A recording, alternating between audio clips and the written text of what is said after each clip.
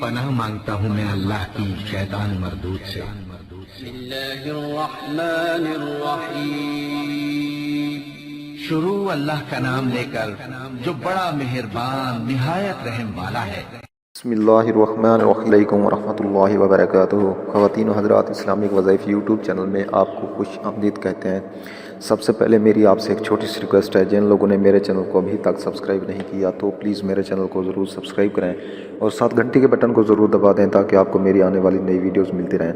تو خواتین و حضرات، ہمیشہ کی طرح آج بھی آپ لوگوں کے لیے پیار محبت پیدا کرنے کا بے مثال مجرب آزمودہ وظیفہ لے کر حاضر ہوں۔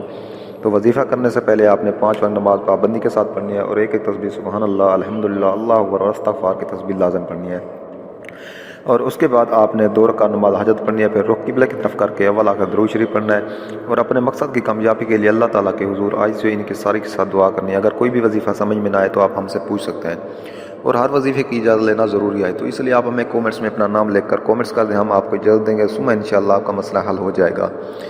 تو خواتین و حضرات، آج جو میں وظیفہ لے کر حاضر ہوں بعض مزاج بیوی کے لیے ہے۔ نافرمان بیوی کو راہ راست پر لانے کے لیے اس میں اللہ یا ودیدو 20 مرتبہ اول آ کر 11 دفعہ درود شریف پڑھ کر کسی میٹھی چیز یا چینی پر دم کر کے اپنی بیوی کو کھلا دیں۔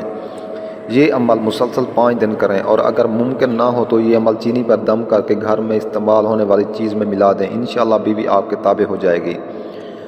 تو دوستو، یہ بہت ہی مجرب عمل ہے، تو انشاءاللہ جو یہ کرے گا وہ دعاؤں میں ضرور یاد رکھے گا۔ تو دوستو، امید ہے آپ کو میری یہ ویڈیو اچھی لگی ہوگی۔ اگر ویڈیو اچھی لگی تو میری حوصلہ افزائی کے لیے میرے چینل کو ضرور سبسکرائب کریں۔